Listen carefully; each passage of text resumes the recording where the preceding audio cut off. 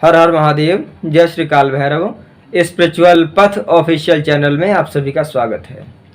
दोस्तों, आज अक्षर तृतीया के अवसर पर एक अक्षर तृतीया स्पेशल साधना बताने वाले हैं, जो कि भगवती पद्मावती की साधना है और एक छोटा सा मंत्र है। आपको इस मंत्र का कल की रात्रि में जप कर लेना है और आप प्रयास करें, चूँकि छोटा सा मंत्र है तो आपको लगभग इस मंत्र का 100 माला जप कर लेना है, यानी कि 10,000 की संख्या में आपको इस मंत्र का जप कर लेना है और उसका 10वां हिस्सा आपको हवन कर लेना है।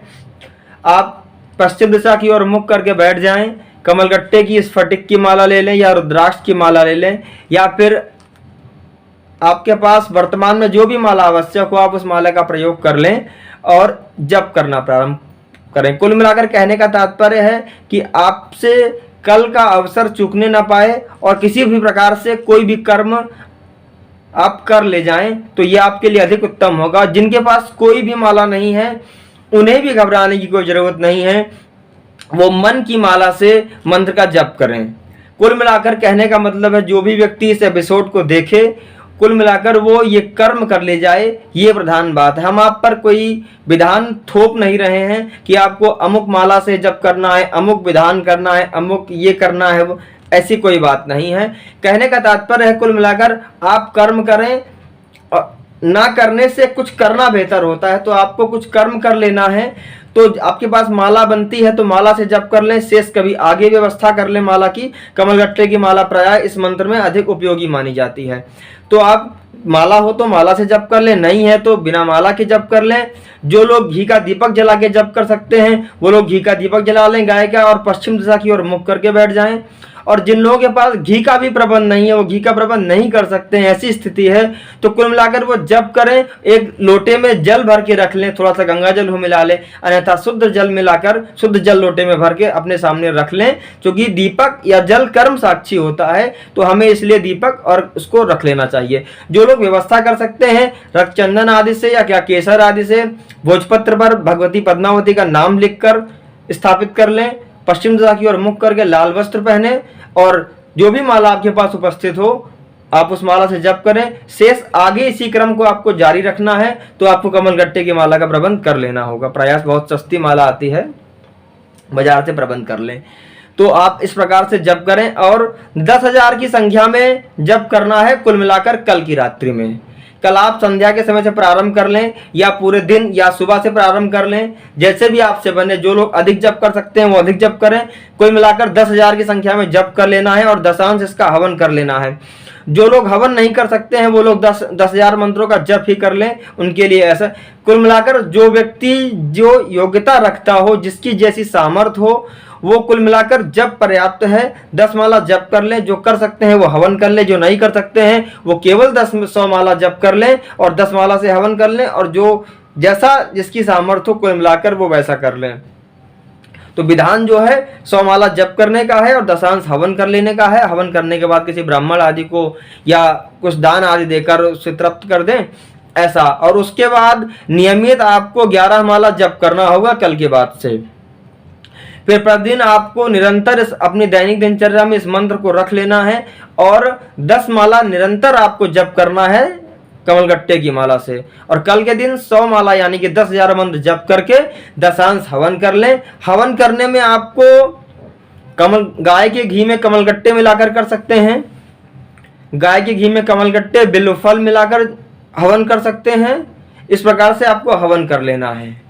क्योंकि अगर हवन सामग्री से आप जप करने का विधान बनाते हैं तो साकल्या में कोई चीज़ अगर कम ज़्यादा हो जाएगी तो घोर दरिद्रता का सामना करना पड़ता है। इसलिए हम विशेषकर साकल्या बनाने का विधान नहीं बताते हैं। जब कभी ऐसा समय आएगा तो हम उसका विधिवत विधान बता देंगे।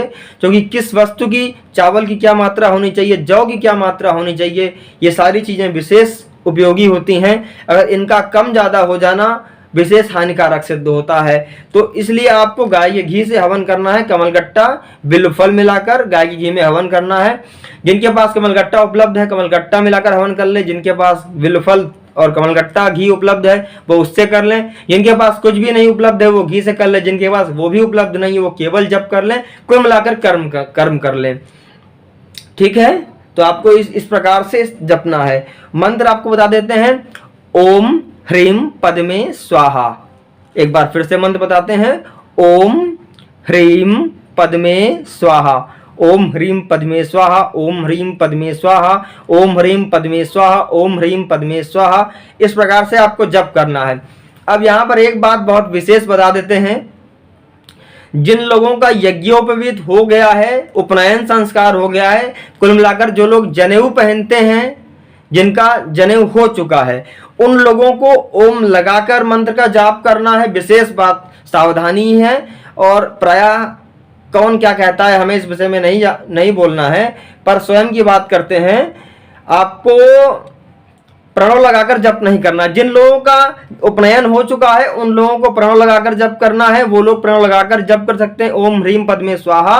और जो लोग जिनका उपनयन नहीं हुआ है वो लोग, अथवा जो महिलाएं हैं किसी भी वर्ण की कोई भी महिला होगी, किसी भी जाति धर्म मजहब की, वो महिलाएं या अन्य पुरुष या जिनका विवाह नहीं हुआ है, जिनका विवाह हो गया, जैसी भी स्थिति हो, कुल मिलाकर ये बात स्पष्ट कर दिया है कि जिनका उपनयन हो गया है वो लोग प्रणव युक्त जप करेंगे, और जिनका उपनयन नहीं हुआ है शेष अन्य लोग स्त्री पुरुष जो भी होंगे, किसी भी जाति धर्म मजहब किसी भी वर्ण व्यवस्था से आते होंगे, वो लोग सिर्फ ह्रीम पद्मे स्वाहा, ह्रीम पद्मे स्वाहा, ह्रीम पद्मे स्वाहा, वो लोग इस प्रकार से जप करेंगे। जिनका उपनयन हो गया है वो लोग ओम ह्रीम पद्मे स्वाहा, वो लोग इस प्रकार से जप करेंगे।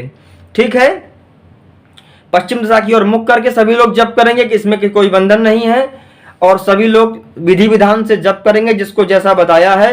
कुल मिलाकर जिसकी जैसी सामर्थ्य है वो वैसा जप कर ले और लाभ प्राप्त करे। और शेष कल का जब कर्मकांड पूरा हो जाने के बाद आप इसको सूर्यास्त के बाद से प्रारंभ करें तो अधिक उत्तम है। कल की रात्रि में ये सारे कर्मकांड हो जाएं बहुत उत्तम है, अन्यथा संध्या काल से आप प्रारंभ कर लें, तृतीय संध्या से इस कर्म को प्रारंभ कर लें और करना प्रारंभ करें तो आप पूरा कर पाएंगे। रात्रि 11 बजे तक आपका ये कर्म पूरा हो जाएगा, क्योंकि छोटा सा मंत्र है। ठीक है, तो ये अक्षय तृतीया पर विशेष साधना है, धैर्यपूर्वक विश्वास पूर्वक आप करें। और कुछ काल बाद इसका यंत्र आदि भी प्रस्तुत करा दिया जाएगा, तो यंत्र सामने रख लें और लक्ष्मी जी की चित्र आदि की रखकर साधना कर सकते हैं। प्रतिमा हो वो रख सकते हैं, श्री विग्रह हो रख सकते हैं, श्री यंत्र हो रख सकते हैं, गुरुपृष्ठ हो या जो भी श्री यंत्र आपके पास उपलब्ध हो उसको रख के कर सकते हैं। किसी प्रकार का लक्ष्मी जी संबंधित कोई यंत्र हो, प्रतिमा हो, चित्र हो, रखकर जाप कर सकते हैं। और नहीं भी है तो केसर अथवा रक्तचंदन से आपको भोजपत्र पर नाम लिख लेना है। ठीक है, इस प्रकार से आप जप करें। जो लोग ऐसा भी नहीं कर सकते, मानसिक रूप से भगवती को ध्यान करें और उसके बाद जो है जप करना प्रारंभ करें, तो आप सभी का कल्याण होगा, भगवती कृपा करेंगी। हर हर महादेव, जय श्री काल भैरव।